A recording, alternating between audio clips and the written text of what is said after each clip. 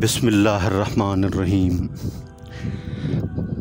السلام علیکم ورحمۃ اللہ وبرکاتہ۔ میرے محترم ویورز، کیا حال ہیں آپ کے؟ خیریت سے ہیں؟ طبیعت صحت ٹھیک ہے آپ کی؟ مزاج ٹھیک ہے؟ ماشاءاللہ خیر و عافیت سے ہیں؟ میں اللہ کریم سے دعا کرتا ہوں آپ ہمیشہ خوش رہیں، ہنستے رہیں، مسکراتے رہیں۔ اللہ تعالیٰ آپ کو ہمیشہ خوش رکھے، اللہ تعالیٰ آپ سے راضی ہو، اور اللہ تعالیٰ ہم سب سے راضی ہو جائیں، اور اللہ تعالیٰ ہم سب سے راضی ہو کر ہمیں دنیا اور آخرت میں کامیاب کر دیں۔ اللہ کریم ہم سب کی حفاظت فرمائے، ہمارے ایمان کی حفاظت فرمائے، ہمارے ملک پاکستان کی حفاظت فرمائے، ہمارے اداروں کی حفاظت فرمائے۔ اللہ کریم آپ پر ہمیشہ مہربان رہیں، سکون والی، چین والی، راحت والی لمبی زندگی عطا فرمائے، بیماروں کو صحت والی، تندرستی والی لمبی زندگی عطا فرمائے۔ اللہ کریم ساری دنیا کے سارے انسانوں کو ہدایت نصیب فرمائے، آمین۔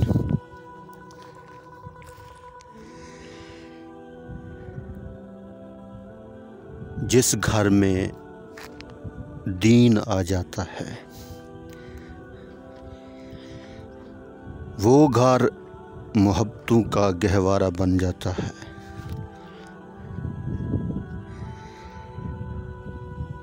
اور جس گھر میں دین نہیں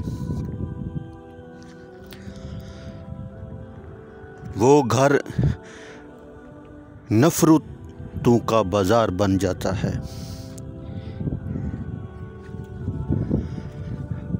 نفرت ایسی، باپ بیٹے سے نفرت کرتا ہے، بیٹا باپ سے نفرت کرتا ہے،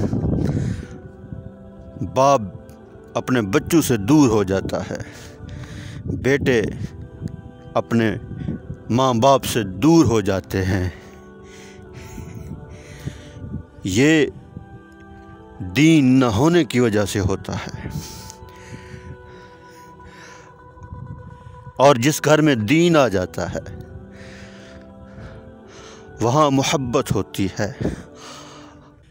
آپس کا پیار ہوتا ہے، آپس کی محبت ہوتی ہے، گھروں میں سکون آ جاتا ہے، سب مل جل کر رہتے ہیں، سب ایک دوسرے کا ادب و احترام کرنے والے ہوتے ہیں، اور جس قوم اور ملت میں دین آ جاتا ہے وہ قوم ایک جسم کی مانند ہو جاتی ہے، وہ قوم ایک جسم کی مانند ہو جاتی ہے۔ حضرات صحابہ کرام کوئی کس ملک سے تھا، کوئی کس ملک سے تھا، جب دین میں آئے تو وہ ایسے لگتے تھے جیسے ایک باپ کی اولاد ہو، اور حضرات صحابہ کرام جھونپڑیوں میں رہتے تھے،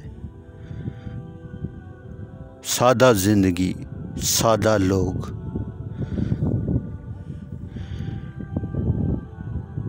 باپ کے پاس بیٹی کو دینے کے لیے کچھ نہیں،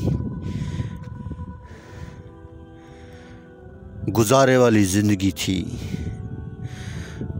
مگر ان جھونپڑیوں کے اندر دین زندہ تھا، محبت تھی، الفت تھی، پیار تھا، اور ادب و احترام تھا۔ آج مسلمانوں کے پاس اپنے بچوں کو دینے کے لیے بڑے بڑے تحائف بھی موجود ہیں، بڑی بڑی گاڑیاں بھی موجود ہیں، بڑے بڑے گھر بھی موجود ہیں، دنیا کی ہر چیز موجود ہے، موجود نہیں تو دین نہیں۔ اور ہم نے اپنے بچوں کو دین سے دور کر دیا، جس کی وجہ سے ہمارے بچے نہ نماز کی طرف آتے ہیں، نہ قرآن کی طرف، نہ دین کی طرف۔ اور یہود و نصارہ ان کا جو دین ہے، منسوخ شدہ دین، ان کا جو دین ہے وہ اپنے دین کو فروغ دے رہے اپنے فوجیوں میں، اپنے بچوں کو۔ اور ہم مسلمان، ہمارا دین سچا، ہم سچے، ہمارا مذہب سچا، ہمارے نبی حضرت محمد صلی اللہ علیہ وسلم سچوں کے سردار، نبیوں کے سردار، سردار الانبیاء، امام الانبیاء، ان کے دین کو ہم فالو نہیں کر رہے، نہ اپنے بچوں میں، نہ اپنے ملک میں۔ اگر ہم اس دین کو اگر ہم اپنی ملت میں شامل کریں گے تو یہ ملت ایک بہت بڑی قوت بن جائے گی، بہت بڑی طاقت بن جائے گی۔ اور وہ طاقت صحابہ کرام کی تھی۔ لشکر تھوڑا مگر اللہ کی مدد شامل ہوتی تھی، فتح مل جاتی تھی۔ جنگ بدر میں 313 ہزاروں کی تعداد، ان کے پاس کچھ نہیں، فتح ملی۔ اور کفر کو یہ پتہ ہے اگر یہ اسلام کو فالو کریں گے تو ہم نہیں بچیں گے۔ وہ کہتے ہیں کہ یہ بس صرف مسلمان رہیں، اگر ان کے پاس عمل آ گیا، وہ جو قوت ہے اسلام کی اگر ان کے پاس آ گئی تو پھر ہماری خیر نہیں۔ یہ خوب جانتے ہیں، ان کو پتہ ہے مسلمانوں تمہارے پاس بہت بڑی طاقت ہے، وہ اللہ کی طاقت، اسلام کی طاقت، دین کی طاقت۔ اس طاقت سے ہم دور ہوتے جا رہے، مغربی تہذیب کو فروغ دے رہے، اپنے بچوں کو ہمارا سارا کلچر مغربی تہذیب کے اوپر ہو رہا، دین سے بہت دور ہو رہے، جس کی وجہ سے ہم لوگ مار کھا رہے۔ اسلام امن کا درس دیتا ہے، اور یہ لوگ کہتے ہیں کہ دین جو ہے نا ہماری ترقی میں رکاوٹ کرتا ہے۔